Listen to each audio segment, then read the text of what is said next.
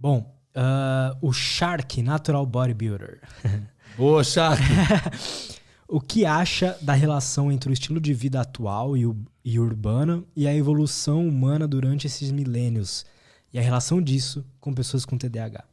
Ótima pergunta, legal. Cara, vocês estão bons hoje, hein? O estilo de vida atual, urbano e... vamos lá. Dizem, né, que tudo que se tem, na realidade, tem um motivo para se estar. Então, por exemplo, se os transtornos estão aí é porque ele teve alguma utilidade dentro da escala evolutiva humana em algum momento. Né? Total. Se a gente for pegar pessoas com transtorno bipolar e pessoas com TDAH, isso é real, tá? Tem pesquisas que mostram que existiam tribos nômades de que suspeitam-se, lógico, que elas tinham TDAH, que eram tribos que não conseguiam permanecer no mesmo lugar, né? E aí você começa a pensar em algumas coisas, né? Isso é uma característica muito do TDAH, né? Tá num lugar, tá em outro, enfim. Você começa a pensar essas características do TDAH, né? Puxa vida, imagina isso lá atrás, na época das cavernas. O indivíduo que responde a qualquer estímulo. Isso era importante demais. Isso é bom. Porque aparecia um animal predador, o cara que respondia. Você tá entendendo? Então, assim, só que hoje isso não é utilizado mais, hoje não é necessário isso mais. Hoje o nosso estilo de vida, ele é necessário que aconteça de outra maneira. Se a gente for pegar o transtorno bipolar, o que acontece com o cara que está em transtorno bipolar? Ele dorme menos. Cara, o transtorno bipolar, se eu pegar um aparelhinho de... Não sei o nome daquilo que os médicos colocam no ouvido pra você ouvir o barulhinho, sabe? Acho que eu sei. Sabe qual é o aparelhinho, né? Eu acho que eu Que sei. eles tocam assim pra você ouvir. Indivíduos que têm transtorno bipolar, se você não tem, eu tenho, no caso, eu continuo ouvindo o barulho e você já parou de ouvir. Ah, tá. Tô ligado qual que é. Você tá entendendo? A reação, você vê que a reação, né? Essa coisa de reagir do indivíduo que tem transtorno bipolar, como é que chama? No reflexo, é muito mais aguçado do que nas outras pessoas. Então, tudo isso na escala evolutiva, se você for olhar lá atrás, era algo que era importante. Era algo que ajudou e contribuiu para a evolução humana, se a gente for olhar para essa maneira. Até os psicopatas, estava conversando aqui com uma moça e ela explicou sobre isso, né? Que na época das tribos e tudo mais, era importante que tivesse Olha que loucura. Um líder totalmente isento então, de amor ali, de afeto. Às vezes ele ia precisar sacrificar alguém ou matar todo mundo de uma tribo, que é horrível, mas precisava. Então, assim, acredito que teve importância dentro da escala evolutiva. Só que hoje, dentro dos padrões comportamentais normais, vamos falar assim, funcionais, a gente é disfuncional. E de fato. Isso gera muito prejuízo para o indivíduo. Então, não é questão nem é só devido ao estilo de vida urbano, né? É onde nós chegamos como dentro da escala evolutiva. Hoje você acha que, por exemplo, se fosse para um TDAH... Isso, rapidamente. Pode falar. E na realidade, eu acredito que o estilo de vida urbano piora os sintomas do transtorno. Maximiza os sintomas de transtorno. Esse estilo de eu ter que fazer várias coisas ao mesmo tempo, eu ter que estar com o celular, estar com o notebook ligado, o celular aqui no coisa, sabe? Com um monte de estímulo à minha volta. Pô, a nossa geração vive tomando energético, cafeína pra cima, vem avanço quando não é pra tomar. Então o estilo de vida atual não é que cria o TDAH, não existe isso. Mas o estilo de vida atual maximiza muito os sintomas de transtornos. Piora muito, coloca a galera dentro de um quadro. Tanto que saúde mental é o tema principal do século, né? Que o estilo de vida urbano atualmente tem colocado todo mundo em quadros depressivos, ansiosos, enfim, tem só piorado. Total. Nossa, esse é uma das coisas que eu mais acho legal tentar entender, de que quase todos os hábitos que a gente foi aprendendo a ter, os hábitos ruins, né? Então, o celular, olhar o celular de manhã e tudo mais, tudo isso foi meio que colocando vários probleminhas Cara, na gente, né, cara, é muito louco, porque... E para as empresas é bom isso, que a gente esteja mais frágil. Cara, antigamente os indígenas tinham uma fogueira para ficar em volta da roda, contar histórias, trocar ideia, vivência era autoconhecimento. Na nossa sociedade, a fogueira se transformou na televisão, cara. Você tem noção disso? Então, olha que loucura. A fogueira que era algo, né? Pra, autoconhecimento, troca, pessoas. Nossa fogueira virou televisão, cara. E agora tá saindo de ser televisão para ser o celular, mais individual ainda. Pelo menos na televisão a gente sentava para ver lá os desenhos da Disney, né? Tinha alguma troca, tinha alguma relação. Só tá diminuindo, cara. Total. Isso que é uma das coisas que eu mais gosto do podcast, assim. Até na minha vida, eu só fico assim, cara a cara com uma pessoa, trocando ideia, 100% focado, sem estar olhando no celular, quando eu tô no podcast, assim, raramente em outras ocasiões. Eu gostaria de ter isso mais vezes, com certeza. Mas parece que todo mundo vive hoje num estado meio que de dispersão, Aí, sabe? então dá um detalhe. Qual o pequeno incômodo que você pode colocar em relação a isso? Talvez algum lugar que você leve o celular e não leve mais. Total, ou de tentar em alguma conversa, em alguma saída com alguns amigos, estar mais presentes. Tá ligado? Aquele papo que a gente teve? Essas percepções pequenas que fazem diferença. Eu pessoalmente, assim, minha vida mudou depois que eu botei limite de celular, assim, no dia. No sentido de que, não de horas, né? Mas de que, por exemplo, eu trabalho com internet, ou seja, tenho que estar no celular praticamente o tempo inteiro, né? Fico mais no PC. Mas aí eu separo o horário de trabalho e, pra mim, no caso, como eu trabalho com isso aqui, chegar em certo horário eu já não estar mais trabalhando. Então, sei lá, no meu caso, tipo 6 horas da tarde, eu não trabalho mais, então eu não uso mais celular, é o que você falou. A minha higiene do sono começa muito cedo. Começa tipo umas 6 da tarde e tal, e eu já não quero mais, não uso mais.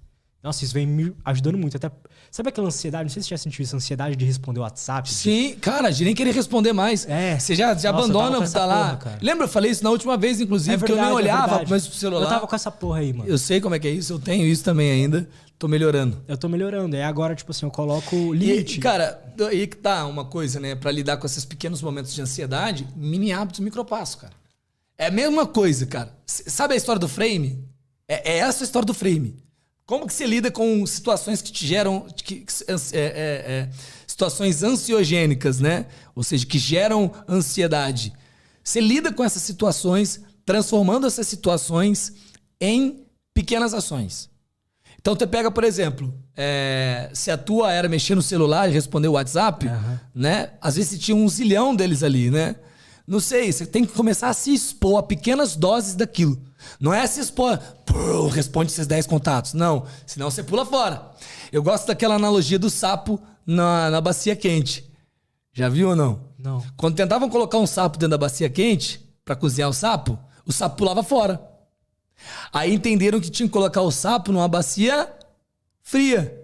E aí com ele lá dentro ia esquentando aos poucos. Ele não percebia e morria lá dentro. É a mesma coisa. Você tem que se expor às situações que te geram ansiedade, te geram medo, te geram insegurança, aos poucos, com micropassos, nanopassos, se for preciso. Entende? É igual o cara ter medo de barata. Mano, tu não vai abrir um bueiro cheio de barata pra ele. Não, tu vai lá, mostra um vídeo de uma barata, você tá entendendo? Depois talvez mostra uma barata de mentira, depois mostra uma barata morta, expondo aos poucos, né? Tô dando alguns exemplos assim meio aleatórios, Total. mas isso é pra tudo na vida. Eu sinto que eu procrastino muito por causa disso. No sentido de que, por exemplo, vamos supor que eu preciso editar um vídeo. Eu só vou sentar pra editar se eu tiver as 4 horas livres que eu preciso. Não, aí que você... editar. Aí eu fico 2 semanas atrasado. A treta é, inclusive quando você não quer entrar, mano, entra e faz a tarefa por 5 minutos, velho. Porque tipo assim, teu cérebro faz um cálculo rápido. Lembra que eu falei que o cérebro é uma máquina de previsão? Ele faz um cálculo rápido. Quando ele calcula, putz, mano, fazer esse vídeo de 4 horas ou Netflix. Ele quer o quê? Ele quer ficar de boa, ele quer guardar energia. Então ele vai jogar dopamina pro Netflix. Só que aí você trabalha enganando ele, porque tu conhece de neurociência. Tu fala, não, mano, eu preciso fazer. Então aí você vai lá fazer, eu vou fazer só por 5 minutos. Por 5 minutos... é fácil, é tranquilo. E aí você consegue entrar e vai ter dopamina suficiente pra 5 minutos. Não é pra 4 horas. Esquece 4 horas, pô. E aí tu entra em movimento pra 5 minutos. Quando você entra em movimento pra 5 minutos, o que acontece? Ele continua. Aí você entra na atividade. Quando a gente entra numa atividade, o nosso cérebro ele continua mandando dopamina pra aquilo. Total.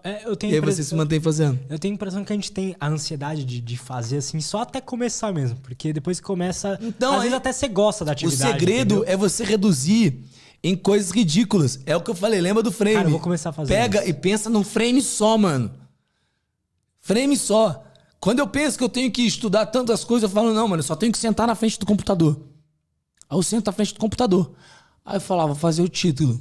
Às vezes me libera dopamina pra fazer uma página. Às vezes não. E tá tudo certo. Você sentou e fez. Você tá entendendo? A minha vida mudou quando eu comecei a estruturar. Porque eu tenho TDAH, cara. Eu tenho TDAH. A minha desregulação emocional, dificuldade para me manter engajado numa atividade, menor taxa de dopamina. Então eu tenho que enganar meu cérebro toda hora com mini hábito e micropasso. Nanopasso às vezes. É por isso que eu gosto de te trazer aqui, de aprender com você e tal, porque eu tenho a impressão de que, como a gente tinha falado de pessoas que passaram por um deserto foda e hoje são pessoas que têm um autoconhecimento e tal, do mesmo jeito eu vejo você como um cara que teve vários problemas assim por causa do TDAH, mas que aprendeu a lidar com essas coisas de hábitos e rotinas e produtividade de uma forma que talvez quem não teve os sintomas não aprendeu a lidar ainda. Perfeito, perfeito. Pô, fico felizão de saber. Sério. E é exatamente. Legal, essa dica aí vai mudar, vai me ajudar muito. Sempre pensa em... É isso que eu falo, é um frame. Framezinho, só isso aqui que eu vou fazer. E, mano, tu faz aquilo ali. Aqui que tá a questão. Se tu quiser fazer mais, tu faz. Se não, meu cérebro não quer fazer. Porque aí tu acabou de começar a treinar a resistência e entrar e fazer. Esse é o treino aqui. É como músculo. Entrar e fazer. Pô, eu só fiz os 5 minutos. Entrei e fiz. Esse é o papo aqui. Sacou? Muitas coisas a gente entra sem que... sabe o que é isso? É que é o seguinte. A gente aprendeu, Lutz, que pensamentos geram emoções que geram comportamentos. Eu aprendi isso. Só que o contrário ninguém conta. Comportamento gera emoção que gera pensamento. Vou contar uma historinha pra você. Quando eu era pequeno, a minha mãe falava pra mim assim, ó, Simon, tá brincando na rua, tá? E aí minha mãe falava pra mim assim, Simon, vem tomar banho. Eu falava, não, mãe, pelo amor de Deus, eu tô brincando na rua. Tá maluca de tomar banho agora? Só que minha mãe tinha um motivador muito bom, que chamava Havaiana. E aí minha mãe chegava com a Havaiana. E aí eu olhava a Havaiana e fazia o quê? Entrava quietinho pro banho. Quando eu tava dentro do banho, Lutz, sabe o que acontecia? Eu começava a brincar com um dinossaurinho na parede. E eu sentava na banheira e eu tava brincando com aquilo ali. E aí minha mãe batia na porta. Simon, sai do banho. Não, mãe, eu quero ficar no banho. O que aconteceu? Eu não queria estar no banho, agora eu não quero sair do banho. Exatamente isso que acontece com a gente. As pessoas só falam que pensamentos geram emoções que geram comportamentos. Mas ninguém fala que atitudes, né, comportamentos geram emoções que geram pensamentos. Porque o que aconteceu na história do banho? A história do banho, Lutz, eu agi de dentro pra fora. Eu agi sem querer, sem a minha vontade, mas eu fui lá. Perdão. Na história do banho eu agi de fora pra dentro. Qual que era o fora? Motivador, chinelo da minha mãe. Eu não esperei estar me sentindo bem. Eu não esperei estar pensando, não. Eu fui lá e agi porque eu tinha que agir. E aí, por eu agir de fora pra dentro, eu gostei. Ou seja, o meu comportamento influenciou o que eu tava sentindo, que influenciou os meus pensamentos. O que ninguém fala é o contrário. As pessoas acham que precisam agir só de dentro pra fora.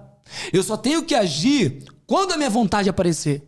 Eu só tenho que agir quando meu pensamento, eu tiver bons pensamentos. Se eu tiver pensamento que eu sou isso, eu sou aquilo, eu não vou agir. Se eu tiver um pouco desanimado, então eu não vou agir. Eu tenho que esperar o melhor momento, o momento ideal, a maneira ideal para eu agir.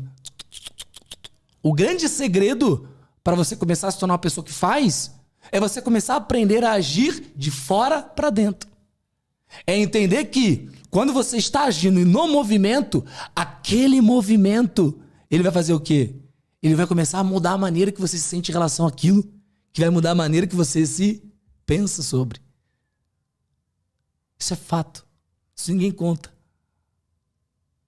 E essa, pra mim, é a lógica mais correta. Essa, pra mim, é a filosofia de vida. Porque se for esperar a minha vontade, Nunca vai ter. A minha vontade é a vontade, meu amigo, de ficar lá, tomando sorvetão, maratonando Netflix, você tá entendendo? E é isso, cara. É a vontade do ócio, da preguiça. É isso. Então, quando você começa a entender isso, unir a estratégia que eu te falei do micropasso, você começa a se tornar uma pessoa... Só que você tá entendendo que uma coisa amarra a outra? Total. Eu vou agir de fora pra dentro pra fazer 4 horas. Tu não vai fazer, pô. Você tá entendendo? Então tu tem que pensar, fora pra dentro, mas é só por 5 minutinhos. Você tá entendendo? E aí quando você começa 5 minutinhos, você começa a fazer as pausas necessárias, você começa a se engajar, tá legal. Aí você continua no projeto, você continua fazendo. Perfeito. Gostou desse corte? Espero que sim. Se você quer receber mais conteúdo sobre desenvolvimento pessoal, saúde mental e autoconhecimento, não esquece de se inscrever aqui no canal, beleza? Valeu, até a próxima e tchau!